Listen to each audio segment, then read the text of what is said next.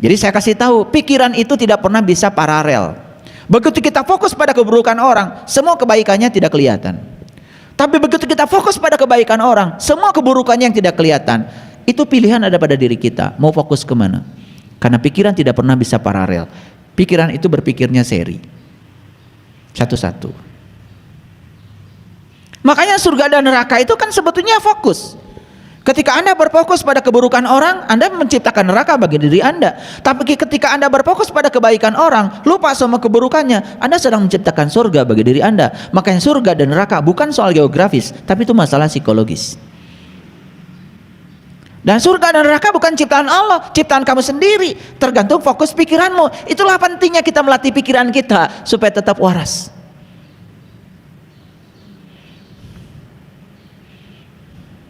Paham sampai di sini? Oke. Nah, bagaimana mekanisme kerja dari karma? Yang pertama, karma itu adalah aturan universal yang agung. Dan karma bekerja berdasarkan aksi reaksi, tabur tuai, sebab akibat. Apa yang keluar itu yang akan kembali. Nih, lihat saya semua. Saya sedang bicara kan? Terdengar suara saya. Kenapa terdengar? Apakah yang mendengar kalian saja atau saya juga? Kenapa saya bisa mendengar suara saya? Padahal saya mengeluarkan suara. Karena suara ini gelombang mekanik. Keluar dari mulut saya adalah getaran yang merambat lewat medium. Mediumnya adalah udara. Salah satu sifat gelombang adalah reflection. Dapat direfleksikan, dapat dipantulkan. Kenapa saya mendengar? Pertama, saya mendengar karena telinga saya paling dekat dengan mulut saya. Yang kedua, saya juga mendengar pantulan dari suara saya sendiri. Setiap kita mengeluarkan gelombang, gelombang akan selalu dipantulkan. Itu yang namanya gema. Makanya hidup itu adalah gema. Apa yang kau keluarkan, itu yang akan memantul pada dirimu. Ketika kamu merendahkan siapapun, orang lain, dengan julukan-julukan yang mengikuti kebencianmu sendiri, ingat, itu bukan buat orang lain, buat dirimu sendiri. Kan kita kadang-kadang kalau benci pada orang, sering mengutarakan kata-kata kotor pada orang itu, sangat merendahkan. Dengan sebutan sama, ingat, itu bukan buat orang. Kan orangnya juga tidak bersama kita. Itu buat kita. Jadi sebetulnya tidak ada buat orang lain, semua buat diri kita sendiri. Semua kebaikan tidak ada buat orang lain, buat diri kita. Dan semua keburukan pun tidak ada buat orang lain, buat kita. Hati-hati dengan pikiran, kata-kata, dan tindakan kita. Karena apa? Lingkungan kita mencerminkan diri kita. Diri kita juga mencerminkan lingkungan kita. Jadi sebenarnya kita dengan lingkungan itu ya ada refleksi. Jadi kalau saya jelaskan kenapa kita bisa melihat bayangan kita di cermin, itu refleksi. Kalau saya jelaskan pasti pusing, walaupun tiap hari bercermin. Mekanisme fisikanya tidak sederhana. Karena ketika tubuh kita berdiri di depan cermin, tubuh kita itu sebetulnya memancarkan sinar. Nah, sinar itu datang ke cermin dengan sudut datang tertentu. Di situ ada yang namanya hukum Snellius. Makanya cermin dibuat permukaannya sehalus mungkin agar apa? Sudut datang sama dengan sudut pantul. Nah, pantulan dari sinar kita diperpanjang ke dalam, itu yang jadi bayangan kita. Makanya terbentuklah bayangan di cermin.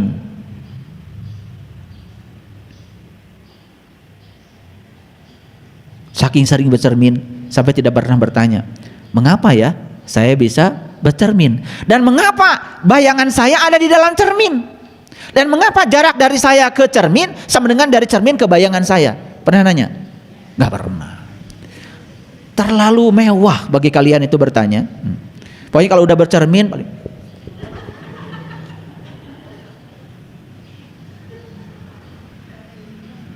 jadi banyak sebetulnya peristiwa alam yang tidak kita pertanyakan. Saking apa? Saking kita sudah terjebak dalam apa? Mohon maaf ya, inersia pikiran. Pikiran kita tuh sudah tidak ada daya kritisnya, sehingga pertanyaan itu tidak pernah muncul. Atau gini, suara saya kalau pakai mic ini terdengar lebih keras, bukan? Pernah tanya? Gimana mekanisme rangkaian elektronik sehingga suara saya yang kecil bisa dibuat menjadi besar? Makanya ada yang namanya amplifier. Amplify itu bukan bahasa Inggris, dikali kan? Amplify itu kan dikali. Jadi suara saya itu dikali oleh apa? Oleh rangkaian elektronik. Nah, sekarang pernah lihat gak rangkaian elektronik kan seperti apa? Supaya suara saya jadi keras. Pernah? Boro-boro ingin tahu. Paling kalau udah nyanyi aja. Makanya saya kalau, mohon maaf ya, Saya kemarin ngasih ujian sidang mahasiswa, skripsi. Judulnya itu rangkaian listrik arus searah. Udahlah, penelitian macam-macam. Saya bilang sama mahasiswa saya tidak tertarik untuk menguji skripsi Anda tentang riset Anda. Saya cuma tertarik untuk bertanya pada Anda, apa sih listrik itu? Cicing tuh mahasiswa. Padahal sudah riset tentang listrik. Saya tanya, naon listrik teh? Cicing, nangtung. Saya cuma tanya, apa listrik itu? Saya masih ingat dulu saya punya dosen. Begitu dia masuk kelas pertama kali, itu kuliah listrik itu 4 SKS. Dosennya sudah meninggal. Dia cuma nulis di papan tulis, apakah listrik itu? Pergi aja. 4 SKS 200 menit. Wah sudah, yang namanya kita mahasiswa kan suka sok tahu. Wah diskusi listrik itu apa, bikin definisi. Udah 200 menit datang lagi tuh. Pertama kali kuliah kelistrikan itu. Ahli listrik. Paling ditakuti kalau kuliah listrik dia ngomong ahlinya. Saya belajar sama dia. Selesai gitu, kemudian beliau bilang, sudah diskusinya. Sudah Pak.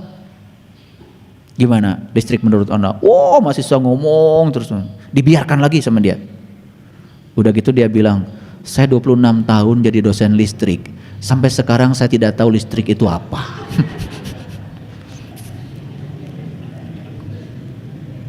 Iya. Ada guru besar saya itu, beliau itu guru besar paling hebat lah. Beliau ngajar kuantum mekanik gitu. Waktu itu beliau cerita di kelas. Beliau itu berkesempatan untuk makan pagi dengan pemenang hadiah Nobel yang menemukan elektron. Dan itu kehormatan yang luar biasa. Jadi bisa makan pagi dengan orang yang memenangkan hadiah Nobel bidang elektron. Dan kemudian dia tanya, Anda itu hebat karena Anda sudah dapat hadiah Nobel pemenang menemukan elektron. Apa jawaban dia? Itu yang saya bingung katanya. Sampai sekarang saya tidak tahu elektron itu apa. Pemenang hadiah Nobel bidang elektron dikagumi oleh orang seluruh dunia sampai memenangkan hadiah Nobel, ditanya dia tuh nggak ngerti elektron itu. Makanya puncaknya ilmu itu sebetulnya nggak tahu apa-apa. Makanya orang yang mengklaim dirinya banyak tahu, sebetulnya dia itu nggak tahu apa-apa. Yang paling tinggi ilmunya saja mengatakan nggak tahu apa-apa. Makanya puncaknya belajar tuh nggak tahu apa-apa. Apalagi saya sudah tahu Allah, sudah ketemu Allah. Waduh, itu tanda bahwa kamu belum kemana-mana. Allah tidak anggap satu titik gitu, yang ditemui oleh kamu di sebuah titik gitu. Bagaimana dia yang tak terbatas, kemudian dibatasi oleh pikiranmu sendiri? Tidak seperti itu. Baik ya. Jadi hukum karma yang pertama adalah aksi reaksi. Lihat saya semuanya. Saya tanya, ingin bahagia nggak kita? Bahagia itu hanya bisa ditarik oleh bahagia. Dan bahagia tidak mungkin ditarik oleh sedih. Jadi kalau ingin bahagia, bahagialah sekarang. Kalau kamu sudah bahagia, maka kamu akan menarik semua hal yang membahagiakan. Syaratnya kamu bahagia. Karena hanya bahagia yang bisa menarik bahagia. Itu namanya tabur tuai. Itu sejenis aksi sama dengan min reaksi. Jadi aneh ingin bahagia, tapi yang dipikirkan masa lalu yang menyedihkan, yang dibicarakan hal yang tidak menyenangkan, yang dikeluhkan adalah hal yang tidak mau kejadian. Aneh enggak? Ini karena tidak mengerti mekanisme tabur tuai. Itu yang disebut dengan like attracts like. Yang serupa menarik yang serupa. Ada yang punya utang di sini? Sebenarnya saya malas nanya karena nggak ditanya juga pasti pada punya utang. Cuman ini supaya kelihatan tanya jawab aja. Makanya saya tanya. Saya tahu sebetulnya nggak usah acungkan tangan. Pada punya utang.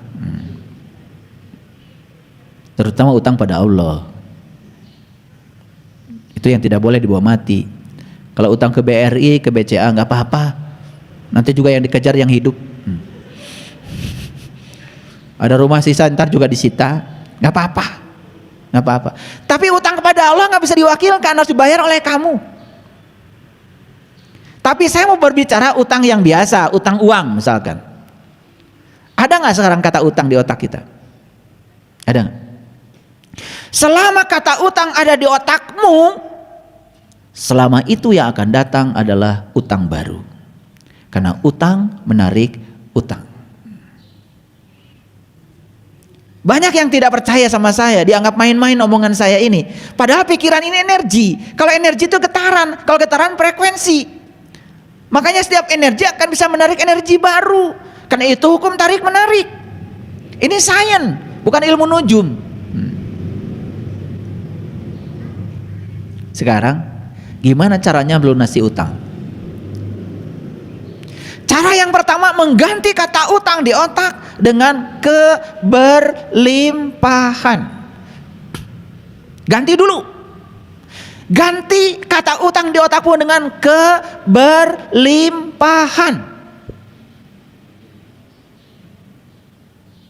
Keberlimpahan akan menarik keberlimpahan. Kalau berlimpah, utang lunas, tabungan nambah. Ini hukum tarik menarik. Makanya yang suka ngomong hidup adalah susah dan penuh perjuangan.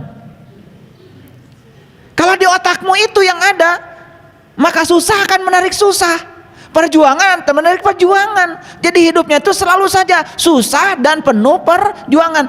Ingin teh manis saja susah dan penuh perjuangan. Coba. Makanya mengubah nasib adalah mengubah pikiran. Makanya syarat pertamanya apa? Ganti kata susah dengan mudah. Pernah perjuangan, ganti dengan menyenangkan. Coba ganti di otakmu dengan hidup itu mudah dan menyenangkan. Percaya sama saya, kalau sudah diganti kata di otaknya, like attracts like. Itu namanya tabur tuai. Ini mekanisme semesta itu seperti itu. Cuman kita nggak ngerti, mengubah nasib malah kerja keras. Saya lihat itu ada di WA grup kita itu, pejuang subuh. Ya Allah, siapa tuh orangnya? Pengen kenal saya itu. Pejuang subuh, berarti dia subuh aja harus berjuang. Artinya bangun saja penuh perjuangan kan repot, betul nggak? Hati-hati dengan kata-katamu. Like attracts like.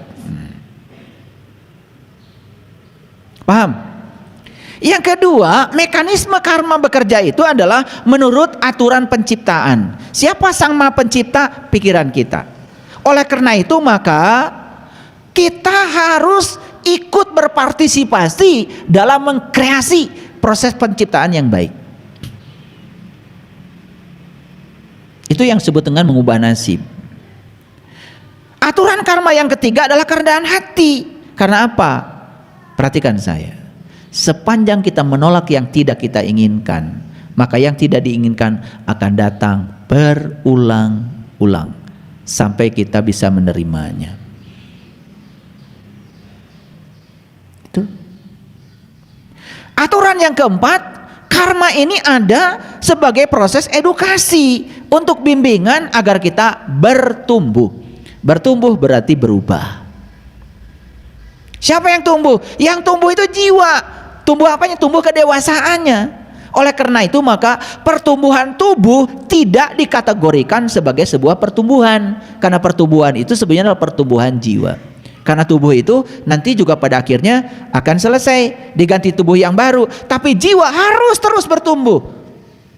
Jadi biar kita hidup di tubuh mana, di tahun mana, di ruang waktu yang mana, sepanjang kita diberi tubuh, sepanjang itu pula jiwa kita akan bertumbuh. Kalau mau belajar. Karena banyak yang hidupnya sudah berulang kali di semesta ini tidak tumbuh kedewasaannya karena tidak mau belajar. Selanjutnya hukum karma itu punya aturan tanggung jawab. Apa artinya? Kita dididik oleh semesta untuk bertanggung jawab. Oleh karena itu sadari, kita tidak menanggung karma orang lain. kita hanya menanggung karma kita sendiri. Oleh karena itu gak perlu usil, gak perlu komentar kepada apa yang dilakukan orang lain, karena Anda tidak menanggung karma orang lain. Pakewuh yang kita lakukan selama ini, ya, ngomentari orang, menghakimi orang karena kita tidak mengerti. Anda tidak pernah menanggung karma yang dilakukan oleh orang lain. Karena apa? Karma itu tidak perlu pakai Google Map untuk tahu alamat pembuatnya. Jadi tenang aja. Selanjutnya adalah fokus. Karena pikiran itu tidak bisa paralel, maka alangkah baiknya kalau kita selalu fokus kepada hal baik, supaya yang datang adalah hal baik. Karena begitu kita fokus pada hal buruk, apa yang terjadi? Pikiran menciptakan perasaan, perasaan menciptakan realita, realita yang buruk menciptakan pikiran buruk, menciptakan perasaan lebih buruk lagi, menciptakan realita yang lebih buruk, dan itu akan terperosok kita dalam lingkaran keburukan yang semakin dalam.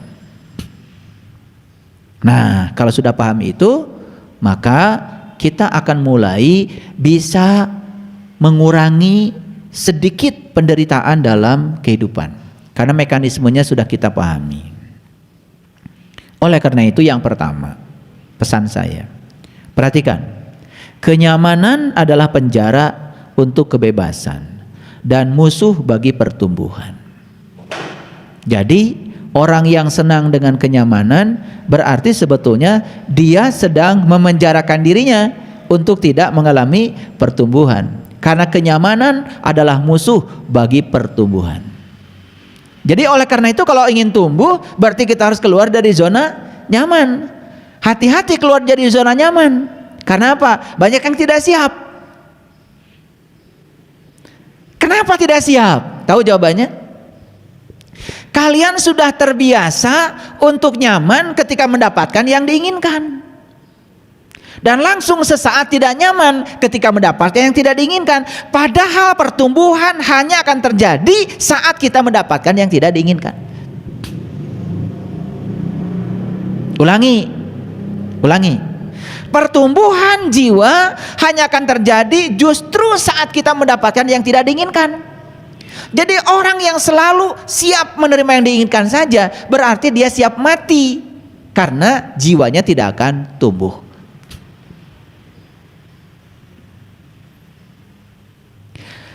Ketika kita melangkah maju menuju pertumbuhan,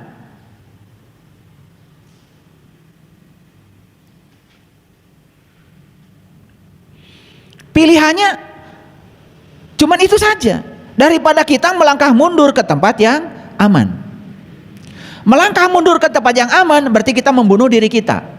Melangkah maju ke tempat pertumbuhan berarti kita sedang mengizinkan kita tumbuh. Tetapi di tempat yang itu, di situ ada zona tidak nyaman. Tetapi itu tumbuh. Pilih mana? Pilih mana? Melangkah maju ke tempat yang tidak nyaman tetapi ada pertumbuhan, atau melangkah mundur ke tempat yang aman tetapi kita mati? Pilih mana? Bohong.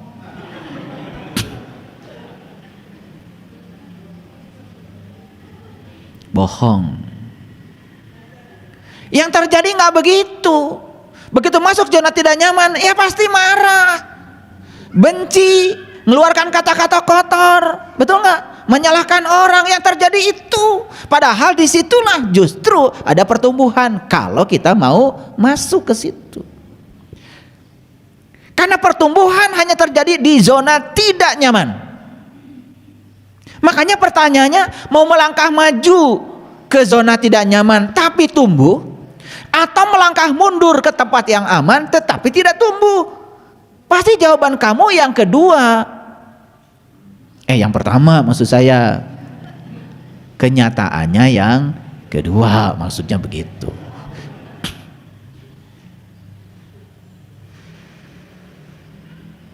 Jadi sebetulnya gejolak-gejolak kehidupan itu, sesuatu yang tidak nyaman itu, justru kalau dilihat dari kacamata semesta, itu cara semesta untuk menumbuhkan jiwa kita. Tapi setiap jiwa kita mau ditumbuhkan, kita tidak siap. Maaf ya, saya mau cerita sedikit. Saya tidak akan mengalami hari ini kalau saya tidak hidup kemarin. Tuh. Jadi yang mengantarkan saya ke hari ini itu siapa sebetulnya? Masa lalu kan? Pertanyaan saya. Bukankah masa lalu itu berjasa yang mengantarkan kita ke masa kini? Terus apa yang buruk dengan masa lalu? Yang buruk itu kan penilaian kita. Yang buruk itu penilaian pikiran kita. Jadi yang mengantarkan kita ke hari ini adalah semua hal yang terjadi di masa lalu. Kalau begitu, bukankah masa lalu itu berjasa mengantarkan kita menjadi kita yang hari ini? Terus apa yang salah dengan masa lalu? Ada yang salah? Yang salah apa? Yang salah pikiran kita. Penilaian pikiran kita terhadap masa lalu. Karena pikiran kita masih terjebak oleh baik dan buruk. Itulah bahayanya pikiran.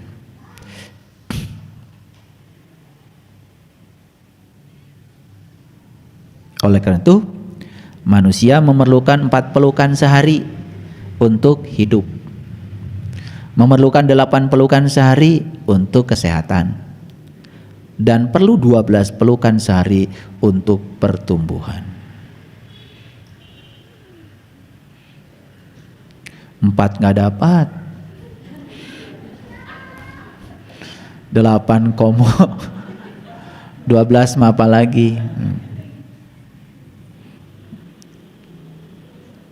Jadi ternyata 12 pelukan sehari itu membuat jiwa tumbuh. Jadi saya wajar kalau kalian gak tumbuh-tumbuh jiwanya, kurang pelukan.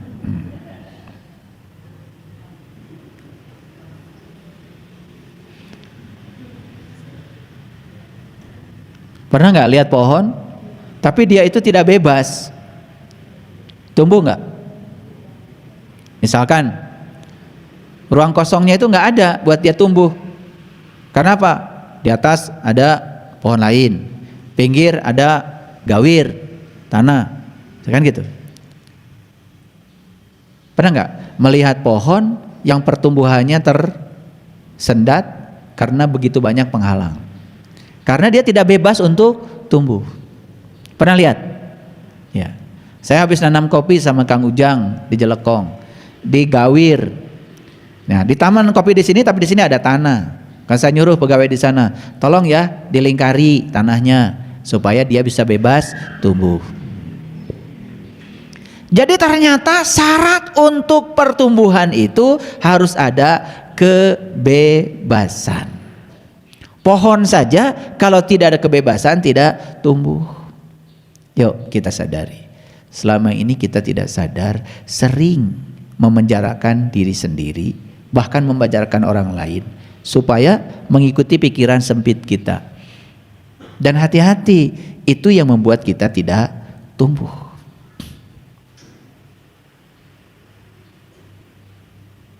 Pernah gak membatasi anak? Jangan begini, jangan begitu, jangan belajar ini, jangan belajar itu. Betul gak? Ya. Naik motor, jangan. Naik mobil, jangan. Bisa cilaka, betul nggak? Mau kerja, jangan, bisa loba duit.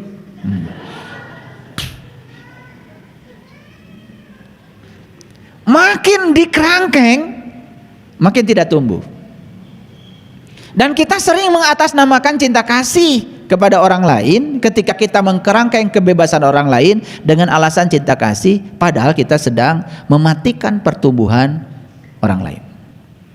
Itu yang disebut dengan intervensi terhadap karma. Makanya kita ini harus bisa memberikan ruang pada orang lain untuk melunasi karmanya. Jangan sampai kita intervensi. Oleh karena itu maka kita tidak bisa berada dalam mode bertahan. Kita harus berada di mode pertumbuhan kalau ingin tumbuh. Nih saya tanya, ada nggak orang yang dalam kehidupan ini kedewasannya nggak numbuh-numbuh? Ada kan? Tapi dia sibuk kan? Kenapa? Karena dia setiap saat bertahan di mode bertahan, tidak memasukkan dirinya di mode pertumbuhan. Mode bertahan berarti di zona nyaman. Mode pertumbuhan berarti di zona tidak nyaman. Jujur ya, pilih zona nyaman atau tidak nyaman? Semua pilih zona nyaman, tapi ingin tumbuh. Aneh nggak? Gitu. Ingin tumbuh tetapi memilih untuk ada di zona nyaman. Tahu artinya zona nyaman? Kita berada di situasi yang kita ingin, dan kita melarang diri kita memasuki situasi yang tidak kita ingin. Itu. Makanya orang yang semacam itu tidak pernah bertambah pengalaman hidupnya. Tidak semua pertumbuhan itu perubahan. Seperti halnya tidak semua pergerakan itu kemajuan. Jadi jangan menganggap setiap perubahan itu adalah pertumbuhan. Belum tentu. Karena setiap pergerakan juga belum tentu kemajuan. Dan oleh karena itu, bagaimana siasatnya supaya setiap perubahan itu adalah pertumbuhan? Kan pohon bisa saja berubah, ya tak? Asalnya sudah bagus, tapi kemudian jadi layu, kan berubah juga. Dan itu bukan pertumbuhan. Setiap perubahan jangan dikategorikan pertumbuhan, karena setiap pergerakan juga belum tentu kemajuan. Jadi berarti pertumbuhan itu yang saya maksud adalah selalu linier atau kuadratis, mengarah kepada yang positif. Nah, nanti kita lihat ya, kita ukur, kita tumbuh apa tidak. Baik. Pertumbuh alam menunjukkan bahwa dengan pertumbuhan maka kecerdasan datang. Catat oleh kalian. Pertumbuhan itu adalah cara alam untuk membuat kita tambah cerdas. Setuju? Oke. Kalau gitu saya ulang lagi. Memasuki zona tidak nyaman, pertumbuhan bukan? Pertumbuhan. Memasuki zona tidak zaman, ada masalah nggak di situ? Ada masalah. Begitu memasuki masalah, ada kesulitan nggak? Ada kesulitan. Bukankah di situ kecerdasan tumbuh? Saya mau tanya sekarang kalau gitu. Mau cerdas? Mau cerdas? Nah, syarat cerdas itu harus membiarkan diri kita di mode pertumbuhan. Berarti kalau mengizinkan diri kita di mode pertumbuhan, izinkan kita berada di zona yang tidak nyaman. Kan di situ ada masalah dan kesulitan. Di situ cara semesta menumbuhkan kita. Sekarang saya tanya lagi. Faktanya, kita kan ingin bertahan di zona nyaman. Tapi kalau ditanya ingin cerdas, ingin. Itu yang menyebabkan kecerdasan kita stagnan, tidak naik-naik. Karena antara keinginan dengan fakta berbeda. Jadi alam ini mengajak kita untuk bertumbuh supaya kita cerdas. Karena kecerdasan diperlukan untuk meningkatkan kapasitas kita ketika kita menemukan rasa sakit.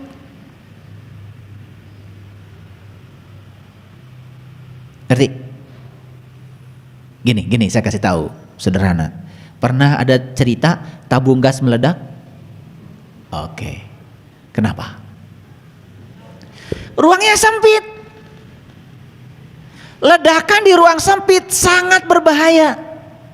Makanya tim gegana dari Polri kalau menemukan bom yang mau diledakkan oleh teroris, kan oleh tim gegana dibawa dulu ke tempat yang lapang. Diledakkan juga sama seperti yang diledakkan oleh teroris, cuma teroris meledakannya di ruang sempit supaya timbul kerusakan. Tim gegana Polri juga sama meledakkan bom dengan ledakan yang sama, cuma diledakannya di ruang yang kosong. Ternyata di ruang kosong yang luas tanpa batas, ledakan sama sekali tidak berbahaya. Jadi kalau begitu yang bahaya itu apa? Ledakannya atau ruang sempitnya? Jawab. Nih, ringan gak ini? Ringan gak ini? Ringan. Sekarang taruh tangan kita di sini, letakkan ini di sini. 5 menit, gak apa-apa. 10 menit, belum apa-apa. 10 jam? 10 hari? 10 bulan. Jadi masalah kita tuh apa sebetulnya? Apakah masalahnya itu adalah besarnya masa air ini, atau kelamaan kita memegang